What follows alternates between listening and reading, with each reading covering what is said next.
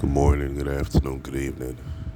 Welcome to the corner with E-Dub. It's your faithful host and serving your portions daily of spiritual food from God, which helps nourish our bodies and our walk with you and I in Christ.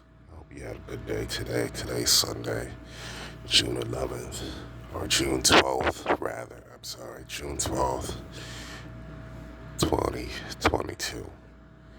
Hope you had a good day today. Today is a smorgasbord, Sunday dinner that God has bestowed upon us today. Hope you enjoy it. It's going to be Proverbs 3. There's Philippians 4. There's Romans 12. There's 1 Peter 2. There is James chapter 5. And then your three foundational chapters along with that. That's Deuteronomy 32, Proverbs 25, and Isaiah 28. So we got a whole smorgasbord for your Sunday dinner today. Late Sunday dinner. But it's never too late when it comes to God. But, as long as you got breath in your lungs, it's never too late. But before we get into it, before we sink our teeth into it, I want to say that shout out to all those that tune in regularly to this program, those that are passing by or have tuned in at least a few times right now. If you like what you're hearing on this channel, subscribe, hit the notification bell so that you know when the next edition drops. Also like, comment if you want to say hi, and share the video. Most importantly, share it if it among anything else. Share it to other people so they too can seek out their own salvation. Right? As I tend, and as far as reading the Bible to you, I tend to go for the Common English translation, which is found in the YouVersion Bible, or YouVersion Bible app rather, and that can be found in the App Store or Google Play, depending on what device you have. Okay, that said, let's go into Proverbs 3 first. Proverbs 3. I'll give you a few more seconds to find that. Proverbs chapter 3.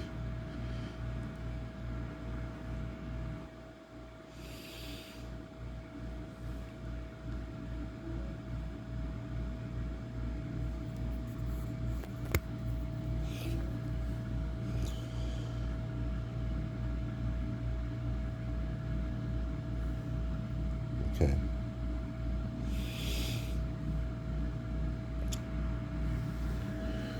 So, brothers and sisters, because of God's mercies, sorry, that's completely something else.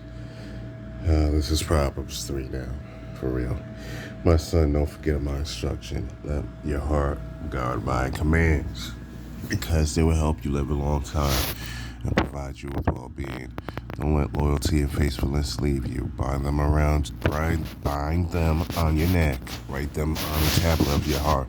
Then you will find favor and approval in the eyes of God and humanity. Trust in the Lord with all your heart. Don't rely on your own intelligence. Know him in all your paths, and he will keep your ways straight. Don't consider yourself wise. Fear the Lord and turn away from evil. Then your body will be healthy and your bones strengthened. Honor the Lord with your wealth and with your first of all your crops. Then your barns will be filled with plenty, and your vats will burst with wine. Don't reject the instruction of the Lord, my son. Don't despise his correction. The Lord loves those he corrects, just like a father who treats his son with favor. Happy are those who find wisdom and those who gain understanding, Her profit is better than silver, her gain better than gold. Her value exceeds pearls. All you desire can't compare with her. In her right hand is a long life, in her left are wealth and honor. Her ways are pleasant, all her paths are peaceful. She is a tree of life to those who embrace her, those who hold her tight and happy. The Lord laid the foundations of the earth with wisdom, establishing the heavens with understanding. With his knowledge, the watery depths burst open, and the skies drop dew. My son, don't let them slip from your eyes. Hold on to sound judgment and discretion. There will be life for your whole being and an ornament for your neck. Then you'll walk safely on your path, and your foot won't stumble. If you lie down, you won't be terrified. When you lie down, your sleep will be pleasant. Don't fear sudden terror or the ruin that comes to the wicked. The Lord will be your confidence. He will guard your feet from being snared. Don't withhold good from someone who deserves it when it's in your power to do so. Don't say to your neighbor, go and come back. I'll give it to you tomorrow when you have it. Don't plan to harm your neighbor who trusts and lives near you. Don't accuse anyone without reason when they haven't harmed you. Don't envy violent people or choose any of their ways. Devious people are detestable to the Lord, but the virtuous are his close friends. The Lord's curse is on the house of the wicked, but he blesses the home of the righteous. He mocks mockers, but shows favor to the humble. The wise gain respect, but fools receive shame. And it's Proverbs 3. Let's go to Proverbs 25, which is one of our foundational chapters for later. We're just going to knock it out of the box right now. Proverbs 25. Give me a few more seconds to find it. Proverbs 25. There are also Proverbs of Solomon, copied by the men of Hezekiah, king of Judah. It is the glory of God to hide something, and the glory of kings to discover something. Like the high heavens and the depths of the earth, so the mind of a king is unsearchable. Remove the dross from the silver, and a vessel will come out for the refiner. Remove the wicked from the king's presence, and his throne will be established in righteousness. Don't exalt yourself in the presence of the king, and stand in the place of important people, because it is better than that he say to you, come up here, than to be demoted before a ruler. What your eyes see, don't be quick to quarrel over. What will you do in the future when your neighbor shames you? Argue it out with your neighbors, and don't give away someone's secret. Otherwise, the one who hears it will vilify you. The slander against you will never stop. Words spoken at the right time are like golden apples in a silver setting. Wise correction to ear that listens is like a gold earring or jewelry of fine gold. Like the coolness of snow on a harvest day are reliable messengers to those who sent them. They restore the life of their master. People who brag about a gift never given are like clouds and wind that produce no rain. A commander can be persuaded with patience, and a tender tongue can break a bone. If you find honey, eat just the right amount, otherwise you'll get full and vomit it up. Don't spend too much time in your neighbor's house, otherwise they'll get fed up with you and hate you. People who testify falsely against their neighbors are like a club, sword, and sharpened arrow. Trusting a treacherous person at a difficult time is like having a bad tooth or a wobbly foot. Singing a song to a troubled heart is like taking off a garment on a cold day or putting vinegar on a wound.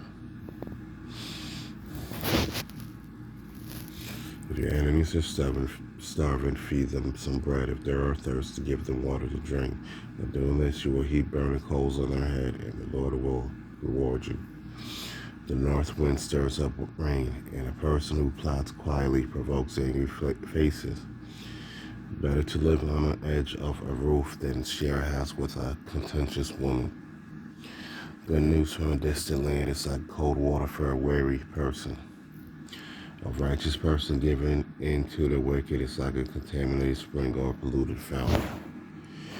Eating too much honey isn't good, nor is it appropriate to seek honor. A person without self-control is like a breached city, one with no walls. Proverbs 25. Let's go to another foundational verse that we're going to see, or chapter we're going to see later, and that's Deuteronomy 32. Give me a few more seconds to find it. Deuteronomy 32.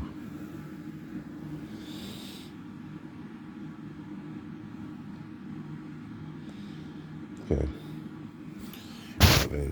Pay attention and I will speak. Earth, listen to the words of my mouth. My teachings will fall like raindrops. My speech will settle like dew, like gentle rain on grass, like spring showers on all that is green, because I proclaim the Lord's name. Give praise to our God, the rock. His acts are perfection.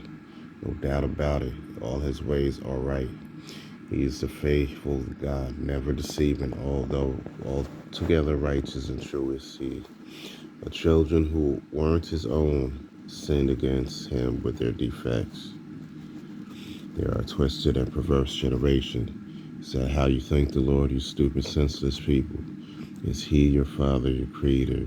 Didn't he make you and establish you? Remember the days long past, consider the years long gone. Ask your father, he will tell you about it. Ask your elders, they will give you the details. When God Most High divided up the nations, when he divided up humankind, he decided the people's boundaries based on the number of gods. Surely the Lord's property was his people. Jacob was part of their inheritance. God found Israel in a wild land, in a howling desert wasteland. He protected them, cared for him, watched over him with his very own eye. Like an eagle protected its nest, over and over its young, God spread out his wings, took hold of Israel, carried him on his back. The Lord alone led Israel, no foreign God assisted. God made Israel glide over the highlands. He fed them with food from the field, nursed them with honey from a boulder, with oil from a hard rock, curds from the herd, milk from the flock, along with the best of lambs, rams from Bashan, he-goats too, along with the finest wheat, and for juice, wines from the juiciest grapes. Jacob ate until he was stuffed. Jeshurun got fat, then rebellious.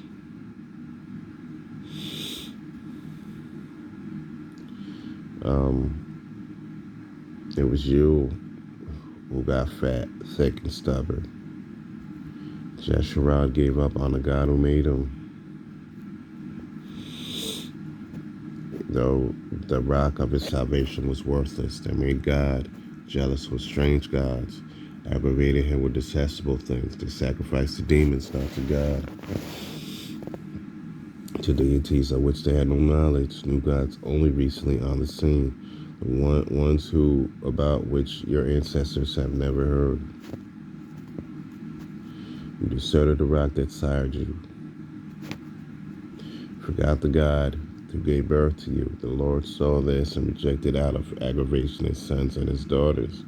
He said, I will hide my face from them. I will see what becomes of them, because they are a confused generation. They are children lacking loyalty. They provoke me with no gods, aggravating me with their pieces of junk.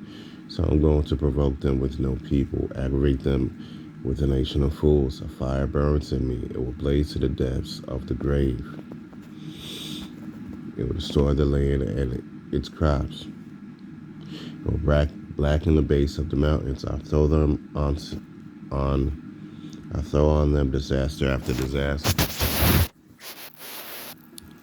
I would destroy them with my arrows, devastating hunger and consuming plague and bitter sickness. I'll send animal fangs after them, venom from dust crawlers too. Out in the streets, the sword will breathe. Inside the safest room, there will be terror for young men and women, nursing baby and senior citizen. I thought about I could have struck them down, erased them from human memory, but their enemy's rage concerned me. Their opponents might misunderstand. They might say our strong hands, that the Lord did all this because they are not a thoughtful nation.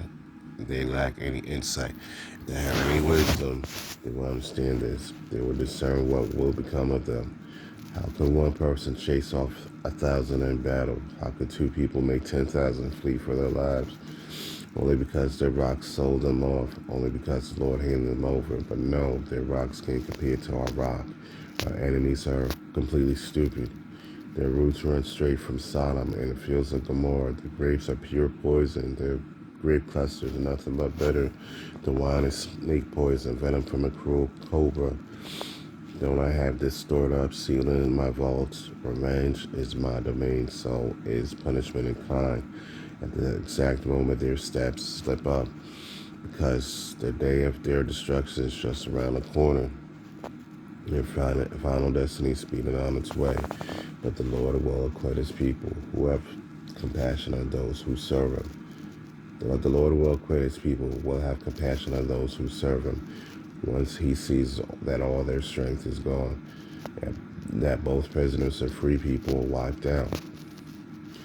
The Lord will ask, where are their gods, the rocks they trusted in, who ate up the fat of their sacrifices, who drank their sacred wine? They should stand up and help you. They should protect you now. Now look here, I myself, I am the one. There's no other gods with me. I'm the one who deals death and gives life. I'm the one who wounded, but now will heal. There's no escaping my hand. But now I'm lifting my hand to heaven. I swear by my own eternity, where when I sharpen my blazing sword, my hand grabs hold of justice. I'll pay my enemies back. I'll punish and kind everyone who hates me. I will make my arrows drink much blood, while the sword devours flesh, the blood of the dead and captured, flowing from the heads of enemy generals. Heavens, rejoice with God. All you gods, bow down to the Lord, because he will avenge his children's blood. He will pay back his enemies. He will punish in kind those who hate him. He will cleanse his people's land.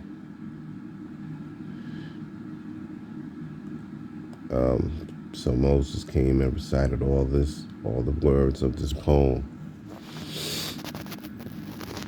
And everyone's hearing. Joshua, Nun's son, joined him. When Moses finished speaking all these words to all Israel, he told them, set your mind on these words. I'm testifying against you right now, because you must command your children to perform carefully all the words of this instruction. This is no trivial matter for you. This is your very life. It is by this means alone that you will prolong your life on a fertile land you are crossing the Jordan River to possess. The Lord spoke to Moses that very same day. Hike up the Abarim mountains to Mount Nebo, which is the land of Moab opposite Jericho. Take a good look at the land of Canaan, which I'm giving to the Israelites as their property. You will die on the mountain you have hiked up, and you will be gathered to your people, just like your brother Aaron, who died on Mount Hor and was gathered to his people because the two of you were unfaithful towards me in front of the Israelites. The two of you were unfaithful towards me in front of the Israelites at the waters of Meribbath, Kadesh, and the Sin wilderness, because you do not treat me with proper respect before the Israelites. You look at the land from the other side of the river, but you won't enter there. That's Deuteronomy 32. We'll read Deuteronomy 33 as well for clarity's sake. And this is the end of part 1 for your Sunday, June 12, 2022. It's the corner with E-Dub. Be right back.